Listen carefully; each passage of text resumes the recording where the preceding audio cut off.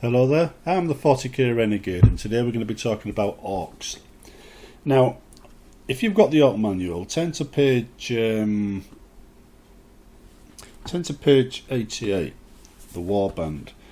Now, you see a lot of battle reports online where people take a couple of squads of orcs boys and then lots of expensive stuff. Orcs are basically one-trick ponies. They're good in close assault, and everything in the orc side is fixed by taking more boys, so that's not really a good orc balance. However, the orc warband pretty much nails it. You've got like one war boss, one mech boy. I don't know why they had the mech boy without a vehicle, but they do. Right, one squad of orc knobs, which normally acts as the retinue for the war boss, and 6 squads of boys and 1 squad of Gretchen. That's a bare minimum, I'd say, for orcs. You want 6 squads of boys. Now, most of them, at least 50% of them, all want to be equipped with close assault, and they're dirt cheap, no upgrades at all, except the knob gets a power claw, right? Everybody else you equip for shooters. Now, the shooting can either be standard shooting mobs, no heavy weapons, keep the points cost down, because every 10 points you saved matters, right? And you give the orc knob big chopper, right, keep the points costed down, or you give them rockets, right, as a heavy mob, because remember they don't shoot very well, so orc boys need that overwhelming firepower to win. So you fire twice as many shots, therefore it cancels out the deficiency in their shooting. So you need more rockets, lots and lots of rockets to take out vehicles and stuff like that. So as a consequence, orc boys can make up for it in just pure numbers. However, remember, close assault is where the business is dealt, right, with orcs. Shooting is a sideline. However, you still need to be able to shoot at range and take out threats, even if it's difficult. Now, another thing that helps with the shooting with the orcs, helps overcome the problem, is, I'll just get to it, is looters. Now, looters, one squad of looters will fire between 5 and 15 shots, because they get like a death gun, which is D3 shots. So, but I found one squad of looters is nowhere near good enough. You need between 2 and 3 squads to be effective. Right, flash gates, they can hit on a 4, 5, 6, might be worth taking them.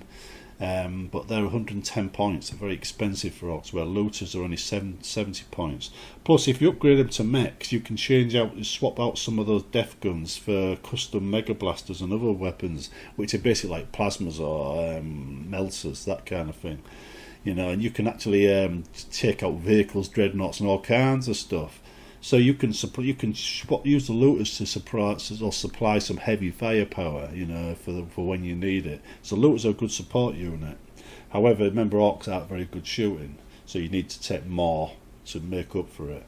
Right now, the wereboy is another important unit for the orc side. Right, it might not be taken very often, right, by most, but it's very good. If you just turn to the orc powers at the back of the manual, which are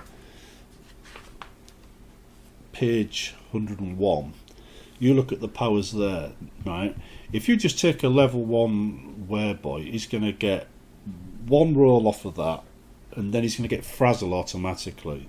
So that's 24-inch range, 6 strength, AP 3, assault 1, blast. That's pretty good on its own. But then you've got Headbanger, right? Which means the target must take a toughness test or suffer a wound with no saves allowed. Or Warpath, which gives all your units with Here We Go a +1 attacks that turn. Or the Jump, which allows you to basically take the wereboy and his unit and deep strike them anywhere on the board. Very useful when you want to close the gap. I mean, if they just stood there for a turn. But obviously you have to pick your moment to do that, because if you do it too early you just get wiped out. Kill Bolt, 18-inch range, strength 10, AP 2, assault 1. Very, very useful, especially for a side that's lacking in heavy weapons, decent heavy weapons. Power Vomit, that's like a flamer basically, strength 7, AP 2 again. Notice all the AP 2s here and AP 3s. And you've got the Crunch, my son's favourite thing, 24-inch range, 2d6, strength, AP 4. It's devastating. It's a large blast, assault 1 barrage weapon. These are devastating. Wereboy is also, if you just go back to the stats, Wereboy is also pretty good in close assault. He's one of those units where you might not think to use him in that way, but he's definitely worth piling in there. I mean, he's got 3 attacks on his own, and he's got a Wereboy staff, right? Which is, I think, counts as a force weapon. But anyway, it says, Wereboy staff generates, yeah.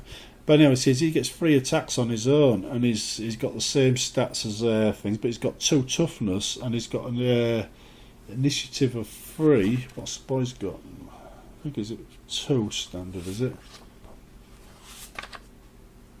Yeah, so he's like a boss knob basically. So he's worth it for that reason. Burner Boys.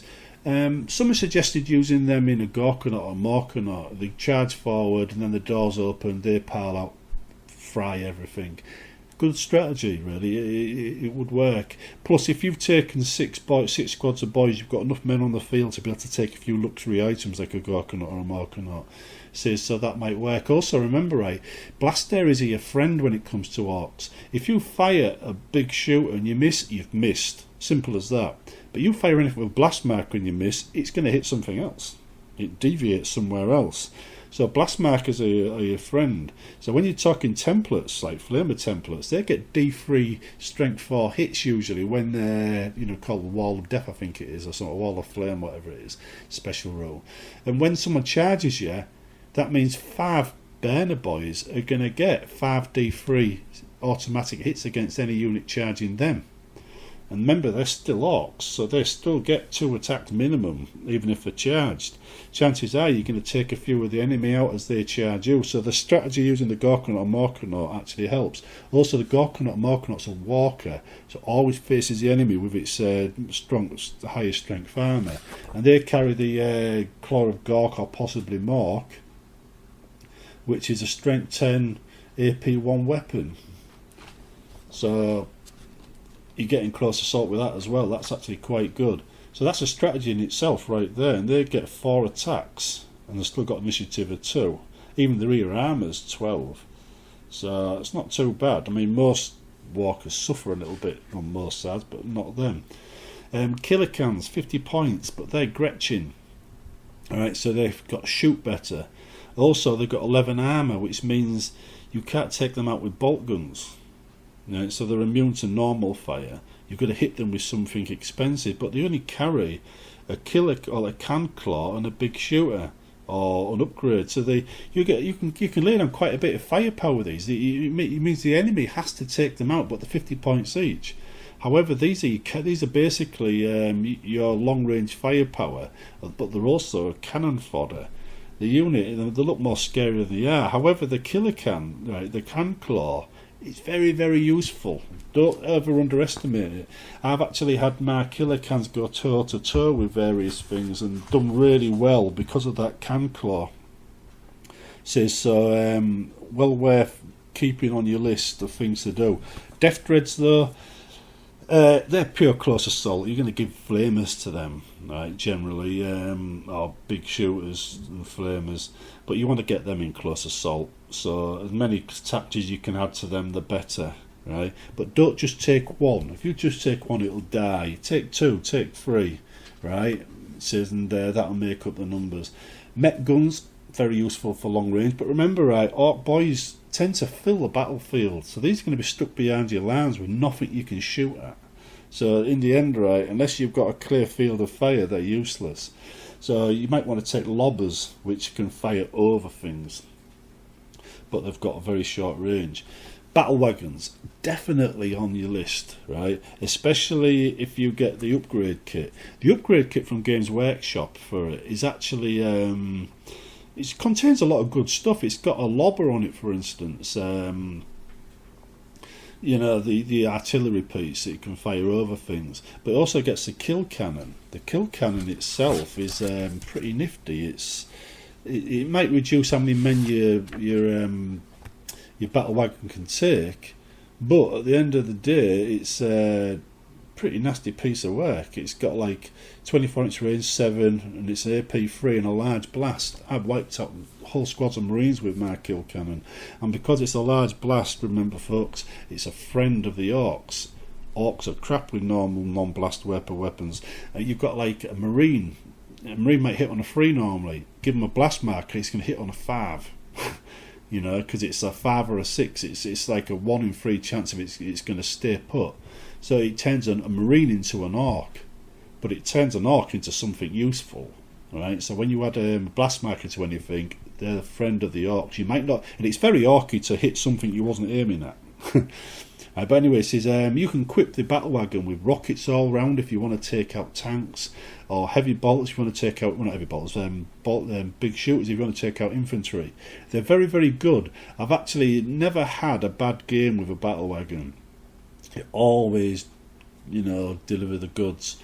You've got to take it as an entire game situation. You don't get any massive surprises in one go usually. It's usually like an accumulative effect. Plus they're bullet magnets. They really do soak up the firepower. And if you've taken a mech boy, you can have him sitting in the back repairing it, which is good. Buggies. People talk about buggies as if they're bad because they're too small and based from another era. But think about this, right? Orks take up a lot of space on the battlefield. And if you were to make your own buggies out of trucks, if you look up on YouTube, you know, war buggies, you'll see some people make them out of trucks because they seem to be bigger and better sizes for the modern game.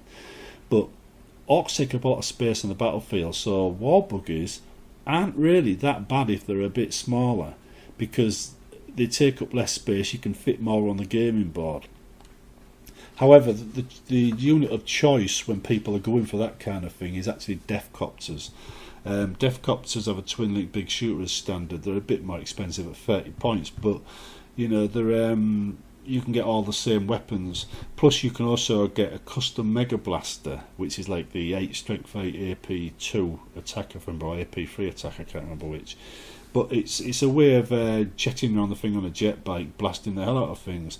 And they also get what looks like a close assault weapon as well, which you can upgrade. Is that Buzzsaw? I never really looked at that. Buzzsaw. Where are we? Buzzsaw. Yeah, ×2 strength, AP2, unwieldy. It's not bad. It's basically a power glove, isn't it? So they're quite good as well. Between the Wayboys, them, I'd also add Storm Boys. Now I've got the I can't remember what they call it now, Zagrog set. You know, 15 boys, but I've got 20. However, I don't take him. I just take the Storm Boys. The Storm Boys I divide into 5-man squads, or sometimes 2 squads of 10, so I can assault more enemy units, because they can cover more ground, as you know, because of the jetpacks. But anything they engage in combat is going to be stood there for a few turns. That's the time you need to get your men down the board. Now, something to remember about Orks and movement is this. Orks can move 6 inches on their own turn. They can then move another 1 to 6 inches on a run turn. And if you've taken the warband formation, which is one of the reasons why you should be taking it, you also get the stampede rule, which allows you to declare a war every turn, which means you can run and charge in the same turn. So if you can run and charge in the same turn, the minimum move you're ever going to make is 7 inches, you know, with your assault troops, right? Then you're going to get another, you know, I'm talking about Ork boys, not, you know, Storm boys here. Then you're going to get a charge range of another, you know, 2d6. So that's another 2 inches minimum. So on a charge turn, a turn you tend to charge, your minimum move is always going to be 9 inches. Anything within 9 inches at the start of that turn is in range of you, if you've got that if you've got that warband rule, right? Anything over 9 inches up to 24 inches is in range as well. So if you could cover 2 feet of the board in a single turn, if you're lucky, with that particular warband special rule stampede, right, that means you can close the gap really quickly, and that's in key to winning the game with the Orks. You field enough Ork boys to do it, and then you do it. right? And remember, anything with the Here We Go special rule can do it. Says, and nearly everything has the Here We Go special rule. I mean, I've done this. There's actually Gorkanot's got it. No, they don't. What about Killer Cans? Basically, it's infantry then. Infantry can do it. However, you need to actually close the gap quickly with Orks to win, and that's how you win. Most of the stuff, bikes and stuff, I don't know whether you'd take it. Buggies, yeah, I think it's kind of like when you need to outflank things and you want to do it. I don't use aircraft because the aircraft will, I think, distract from the game. I try to avoid super heavies because, to be honest, if you look at the price of the Stomper, I mean, and then you 750, I think it is, or 720. Boys are 60, you know. You're talking the equivalent of 12 squads of boys. That's 120 orcs for the same price, and I promise you one thing, 120 orcs do a lot more damage than one Stomper. Tank busters are a good way of taking lots of rocket launchers really quickly. They get 5. Remember, the more rockets you have, the more it offsets the fact the orcs can't hit the broadside of a barn, you know, with a machine gun. So taking a few tank busters is useful as well. It's a good way of actually taking the heavy firepower. So once you've got the 6 boys mobs needed for the Ork warband, everything else is a bonus anyway, because they do quite a good job on their own. It's only when you're facing Imperial Guards with Lemrusses and large blast areas left, right and centre, you've got to be careful. And finally, the big mech. Don't ever underestimate a shock attack gun, right? A couple of them, right, will save you a right treat. Shock attack gun is like an extra 50 points, so it actually takes the cost of the guy up to 85 points. But for that, you get a strength 10. Let me find it. You get a 60 inch range, 2d6 strength, AP2, ordnance 1 large blast marker. Orcs being terribly unreliable, obviously you can't guarantee it's going to do any good. However, right, that there is going to be devastating to most players. It is one of those things where you can really, really ram home a bit of heavy firepower in a vastly unpredictable and destructive way. So it gives you a bit of range attack, combined with the looters and that lot. It'll scare your opponent and make them fear the Ork firepower. Because remember, blast areas are the Ork guy's friend. However, you always win with your boys. The boys themselves are the key. So you don't strip away the boys in order to get, you know, bigger expensive things. You take more boys and you take them as cheap as possible, and you give power claws to any Ork boys or any Ork mobs you're going to get into close assault. So if you do what I do and paint your boys up different colours, because there's a lot of them. So I have Goths for assault, I have Evil Sons for shooting mobs, and I have Bad Moons for the heavy rocket firepower type mobs. Right, so I can see, just looking at the colours, what they're designed for. Only the Ork Goths will get power gloves. The Ork, the Evil Sons, they would get big choppers. So that's how I keep the points down. And it is a question of keeping the points down. Just because you've got 80 boys doesn't mean you want to upgrade them all to maximum, because they're basically cannon fodder as well. You're hoping they'll get in combat, but they're also cannon fodder. But they're also the ones that win you the game. Trouble with Orks is they're a rather expensive army to run. I mean, to get like 80 men, it would cost you 144 quid, right? And that would be roughly the equivalent of half as many Marines, which would only cost a Marine player 100 quid. So it's 44 quid more to field troops that will take on the equivalent on the Marine side. Orks aren't a cheap side to field, they're very expensive. They need a lot of everything to do any good, so your Ork army is going to be vastly bigger than a typical Marine army would be. On the other hand, right, when you see the green tide charging towards you, it's an impressive sight. It's well worth it. Anyway, don't underestimate Orks. They are quite powerful when you field them in sufficient numbers, especially the Ork boys. Remember, everything can be fixed by adding another squad of boys to the mob, right? And Orks never lose. If they win, they win. If they run away, they get to come back and try again later, right? and if they die, that's what they're all aiming for. So they never ever lose. Orks always win. Now, any suggestions, ideas, or your own strategies, put them below. Corrections, put them below. Favourite units, put them below. Anything special to say, write it below. And I'll see you in the next video. Expect to see more Ork videos, more guide videos, some Adeptus Mechanicus videos, more Chaos and stuff like that as well in the future, because I run all those armies.